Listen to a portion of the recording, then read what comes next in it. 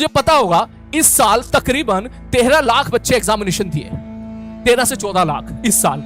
तो एक अच्छी बात तो ये है, अगर मैं तुझसे पूछूं भाई मान के चल 13 लाख बच्चे एग्जाम दे रहे हैं और सीट कितनी है भाई साहब, अगर मैं बात करूं तो सपोज एग्जांपल के तौर पे मैं 13,000 या 20,000 सीट मान लूं थोड़ी देर के लिए, कि मान के चलो भैया जेईई मेन जेईई एडवांस में 20,000 के आसपास सीट है, 20,000 30,000 25,000 के आसपास सीट है। तो यहां से बात तो ये समझ में आ रही होगी कि जो परसेंटेज सिलेक्शन रेशियो है वो 2% है। चेक करके देख ले भाई साहब, अगर जेईई मेंस वगैरह की सारी सीट अगर तू जोड़ेगा तो 25,000 के आसपास सीट बैठेगी। तो यहां से तुझे एक चीज का आइडिया निकल के आ रहा होगा कि जो सिलेक्शन रेशियो है, जो सिलेक्शन परसेंटेज प्रोबेबिलिटी है वो मात्र 2% है। ये बात सच है, 1 से 2%।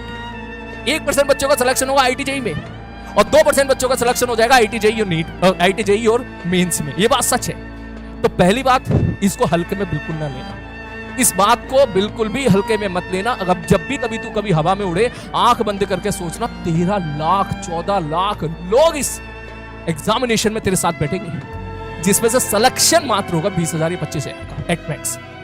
तो सिलेक्शन और परसेंटेज 2% है। 2% का मतलब 100 में से 2 लोगों का सिलेक्शन हो रहा है, ठीक। लेकिन तूने कहां एडमिशन ले लिया है? बोले सर हमने तो लक्ष्य में एडमिशन ले लिया है। मैंने कहा ठीक है भाई साहब, अगर तूने लक्ष्य में एडमिशन ले लिया है तो ये बात सच है, हंसना मत, एक बार सही बात बता रहा हूं, मैं डाटा पे खेल रहा हूं पूरा, कि लक्ष्य में तकरीबन कितने बच्चे होंगे? बोले लक्ष्य बैच में तकरीबन होंगे 1 लाख से 1.5 लाख के आसपास बच्चे। और इसमें कितने बच्चों का सिलेक्शन होगा? बोले सर इसमें 1 से 1.5 लाख बच्चे होंगे, जिसमें से कम 10 से 15,000 बच्चों का सिलेक्शन होना है। ये बात सच है।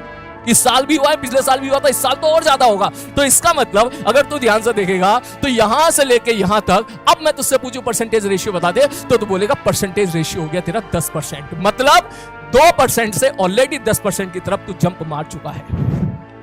ये बात अगर तू लक्ष्य में एडमिशन ना लेता, ठीक है, मान के चल, तो तू समझ जा एग्जाम के पॉइंट ऑफ व्यू से अगर अपन बात करें तो सिलेक्शन रेशियो है 1% से 2%।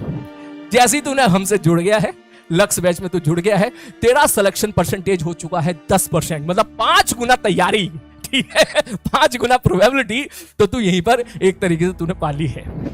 अब ध्यान से सुनना अगली बात, डेटा ये बोलता है, ध्यान से सुनना मेरी बात, डेटा ये बोलता है कि 13 लाख लोगों में से मान के चलो 20 से 25 के हमारे पास सीट थी, तो इसमें से सिलेक्शन रेशियो बैठा 1% से 2% के बीच में। तू आ गया भाई साहब लक्ष्य में। यार लक्ष्य की स्पेलिंग बड़ी मुश्किल से याद होती है यार मुझे, लक्ष्य 1.0 में यहां पे अपने पास बच्चे होंगे 1 से 1.5 लाख और सिलेक्शन होने वाला है 15,000 के आसपास अप्रोक्सीमेटली। ज्यादा ही होगा, कम तो नहीं होगा। इसका मतलब परसेंटेज जो रेशियो है वो तेरा चला गया है 10 से लेके 14% तक। सर ये बात तो बता दी आपने, बड़ी अच्छी लग रही है सुनने में, ठीक है। कह रहा रॉन्ग स्पेलिंग है, ओए हमारे यहाँ ना ऐसा ही होता है, ठीक है, यही है स्पेलिंग, ठीक है। नेक्स्ट, लेकिन अगली बात जो बहुत इंपॉर्टेंट मैं तुझे बताने वाला हूं, ध्यान से सुनना है। सुनने में बड़ा अजीब लगेगा कि यार अभी भी सर सिलेक्शन जो है 100 में से 14 लोगों का हो रहा है या 10 लोगों का हो रहा है, मतलब 85 लोग ऐसे हैं जिनका शायद सिलेक्शन ना हो। तो सुनने में बड़ा अजीब लगता है। बोले यार तो थोड़ा सा डिस्प्रेशन भी आता है, थोड़ा सा डिमोटिवेशन भी आता है, यार 100 में से 14 लोगों का सिलेक्शन होगा, 15 लोगों का होगा, हमारा होगा कि नहीं होगा। अगर मैं इस साल का और पिछले साल का अगर मैं डाटा तुझे दिखाऊं तो मेरे भाई, अगर पहले दिन 1 लाख बच्चों में से सबने क्लास अटेंड करी हो, तो बिलीव मी, जो बच्चे लास्ट तक क्लास अटेंड करते हैं, सारी की सारी लास्ट तक क्लास अटेंड करते हैं, जो सारे बच्चे टेस्ट देते हैं लास्ट तक बिना कोई ज्ञान दिए, अगर मैं उनका डाटा निकालूं तो इसी में से उनका डाटा निकल के आता है मात्र 10,000। ये बात सच है। लास्ट तक जो बच्चे टिके रहते हैं मात्र 10,000 या 12,000 से ज्यादा नहीं है, मैक्सिमम 10,000 या 12,000, ये डाटा रहता है अप्रोक्सीमेटली। अब इसमें से मान के चल थोड़ी देर के लिए मैं कह दूं भाई ये 12,000 का डाटा निकल के आ रहा है, तो हमारी बात, और इस सिलेक्शन कितने लोगों का हो रहा है भाई साहब? अप्रोक्सीमेटली 15,000 के आसपास का हो रहा है, ठीक। तो ये डाटा तू समझने की कोशिश कर। ये 12 की जगह सोच, अगर मैं 20,000 भी कर 15,000 भी कर देता हूं अप्रोक्सीमेटली, कि लास्ट तक 15,000 बच्चे टिके रह गए और सिलेक्शन भी लगभग इतने लोगों का हो रहा है, तो सिलेक्शन परसेंटेज रेशियो देख तेरा 80 to 90% हो गया यहीं पर।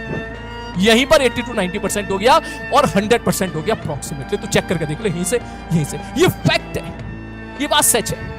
समझ में आ रही बात? और ये चीज आपको समझनी पड़ेगी। इसका मतलब ये हुआ कि यहां से एक बात समझ में आती है।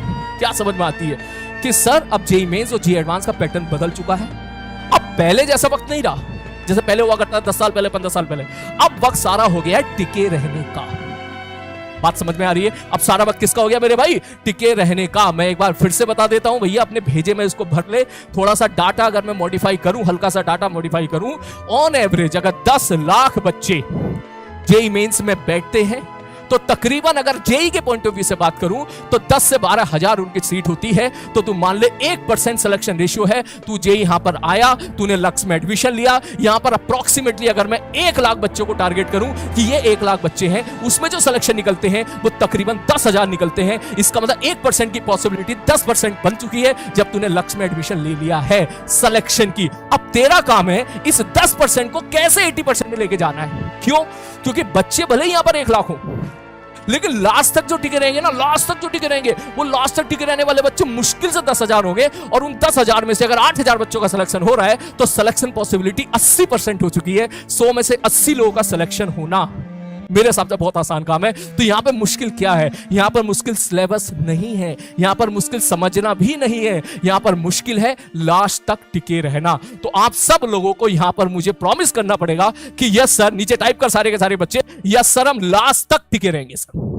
आप जैसे जैसे बोलोगे हम वैसे वैसे फॉलो करते जाएंगे। हम पूरी तरीके से ब्लाइंडली फॉलो करेंगे सारे सर को, सलीम सर को, सचिन सर को, महाजन सर को, रोहित अग्रवाल सर को, अमिताभ सर को, सबको हम जो है ब्लाइंडली फॉलो करते चले जाएंगे till the last. And believe me, तुम में से जो बच्चा लास्ट तक टिका रहेगा, लास्ट तक जो टिका रहेगा ना, वो इसके अंदर रहेगा, और जो इसके अंदर रहेगा वो इसके अंदर रहेगा। यही है केवल सिलेक्शन का एक ही मंत्र है, लास्ट तक टिके रहना। प्रॉमिस करना पड़ेगा। देख, और मैं ऐसा नहीं मान रहा, जो रजिस्टर तू लेके आया ना, उस रजिस्टर के पहले पन्ने पे लिख, पहले पन्ने पे लिख सलीम सर मैं आपसे वादा करता हूं कि मैं लास्ट तक टिका रहूंगा। लिख अभी के अभी। ठीक। दूसरा, तीसरा, अगर तुझे लग रहा है कि वहां से पीडीएफ से थोड़ा सी दिक्कत आ रही है तो मंजिल के 1 शॉट से पढ़ने। कोई चैप्टर है, मान के चल हमने तो कवर किया उसको, मान के चल 10 लेक्चर में, तो 10 लेक्चर का मतलब 20 घंटे में, और मंजिल में खत्म हो रहा है वो 8 घंटे में, तो भैया वहीं से खत्म कर लेना। 2x पे देख ले, 4 घंटे खत्म कर ले, कोई बात नहीं।